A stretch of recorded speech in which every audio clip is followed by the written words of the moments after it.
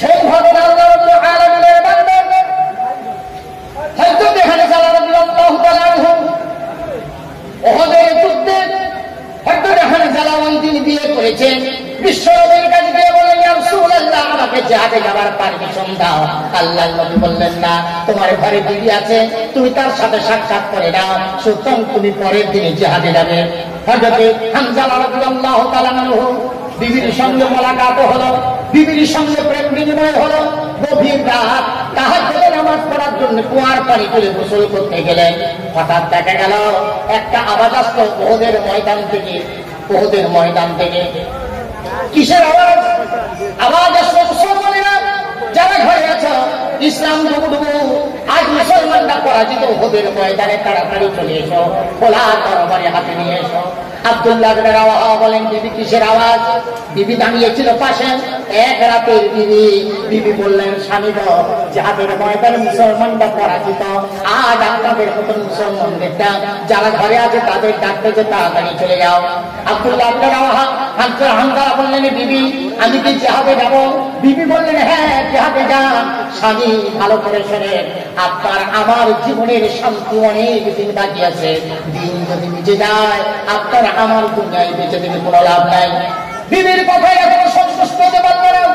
হয়তো হামজা বললেন, বিবি আমি জিহাদে যাই, তুমি যদি খুশি হও তাড়াতাড়ি ঘরের ভিতরে যে উলঙ্গ তরবারিটা আমার হাতে হাসতে হাসতে দাও, আমি বুঝবো তুমি আনন্দিত, তুমি খুশি, আমি জিহাদে যাব, তুমি রাজি।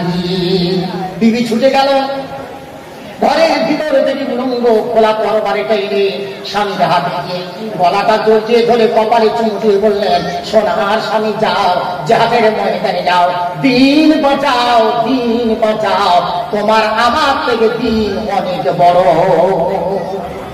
হযরত হামজা বেরিয়ে গেলেন, জিহাদের ময়দানে ঢুকলেন। অনেক শত্রুরা দুনিয়া থেকে নিপাত করে দিয়ে অবশ্যই তিনি শহীদ হয়ে গেলেন। সকালবেলা খবর এলো আল্লাহর নবীর কাছে, হযরত হামজা শহীদ হয়ে গেছে, জিহাদের ময়দানে এসেছিলেন। আল্লাহর নবী খুঁজে খুঁজে দেখলেন গোটা জিহাদের ময়দানে হযরত হামজাকে পাওয়া যায় না। হযরত হামজা রাদিয়াল্লাহু তাআলা আনহু কোথায় লুকিয়ে গেছে, কেউ লুকিয়ে দিয়েছে। আল্লাহর নবী চিন্তায় পড়ে গেলেন। জিবরিল আমিন এসে বলেন, ইয়া রাসূলুল্লাহ, চিন্তা করবেন না, আপনার হামজাকে কোনো কাফের বেঈমান কে দেয় না, বরং হযরত হামজা বিবিকে বলে এসেছিল, বিবি আমি যদি শহীদ হয়ে যায়, আমার গোসলটা আল্লাহর নবীকে দিয়ে দিতে বলো। হযরত হামজার মনের মনস্কামনা, হযরত হামজার মনোবাঞ্ছনা আল্লাহ কবুল করেছেন। হযরত হামজাকে আকাশ আর জমিনের মাঝখানে মাথার উপর ফাঁকা জায়গায় তুলে গিয়ে আল্লাহর রহমতের ফেরেশতারা জান্নাতের পানিতে গোসল দিতেছে। আল্লাহ নবীর দিকে তাকিয়ে দেখলেন মেঘের পড়ে পড়ে ঘুরতেছে, হযরত হামজার গোসলের পানি টোপে টোপে পড়তেছে।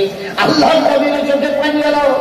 নবীজি হেঁটে বললেন, ও আমার সাহাবারা, জিহাদে যাওয়ার লাশ দুনিয়াতে খুঁজে পাওয়া যায় না, তোমাদের মাথার উপর দিকে তাকিয়ে দেখো, তোমাদের ভাই হামজার লাশ রহমতের ফেরেশতাদের কোলে কোলে ঘুরতেছে, জান্নাতের পানিতে যারা গোসল চলতেছে দেখে নাও। হযরত সাহাবারা কেঁদে বললেন, ইয়া রাসূলুল্লাহ, হামজা না হয়ে যদি আমাদের মতন, আমি আবু বকর, আমি ওমর, আমি যদি হতাম, আমি নিজেকে ধন্য বলে মনে করতাম। বিশ্বনবী তাকিয়ে আছেন, হযরত হামজার গোসল হয়ে গেলাম, ফেরেশতারা আস্তে করে নামাচ্ছে। আল্লাহ নবীর কোলে ধরে নবীজি দুটো হাত লম্বা করে দিলেন, হযরত হামজার লাশটাকে ফেরেশতারা নবীজির দুটো হাতে তুলে দিলেন।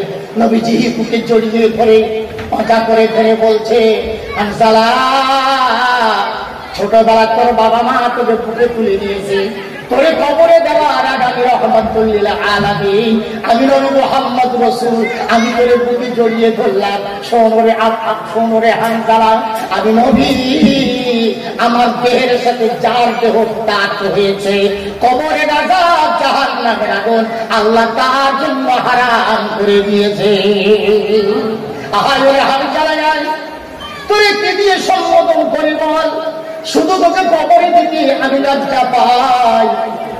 আরে হামজা, তোর বাবা মা তোর নাম রেখেছে হামজা, আমি নবী মুহাম্মদ রাসূলুল্লাহ আজ থেকে শুধু এক নামে হানজালা নামে কবরে যেতে চাই নাই।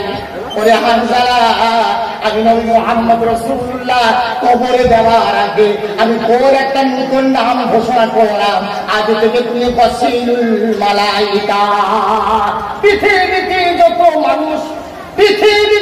মানুষ মারা গেছে তার গোসল কোন ফেরেশতা দেয় নাই, জান্নাতের পানিতে হয় নাই। যদি ফেরেশতারা কারোর গোসল দেয় এই দুনিয়াতে, তুমি হানজালা, তুমি হানজালা, তুমি হানজালা। আরে মুসলমান, কোরবানি দাও, আল্লাহর প্রিয় হও। কোরবানি যার আল্লাহ তার, কোরবানি যে দিয়েছে আল্লাহ তার প্রিয় হয়েছে। এবার 75 জন ছেলে, গরিব মিসকিন ছেলে, বেশিরভাগ বিধবা, বাবা নাই, এতিম। এরা মাদ্রাসায় পড়তে আসে, এরাই তো মাওলানা হয়, এরাই হাফেজ হয়। মসজিদ মাদ্রাসা এরা বাদে দিন গায়ে আছে। ওরে ভাই, তুমি চিন্তা শিখেছো, 4 মাস শিখেছো, ওযু শিখেছো, গোসল শিখেছো, তায়াম্মুম শিখেছো, জাকাত দেওয়ার মশলা শিখেছো, কার কাছে শিখেছো বলো? তারা হলো আলিম, তারা হলো আলিম।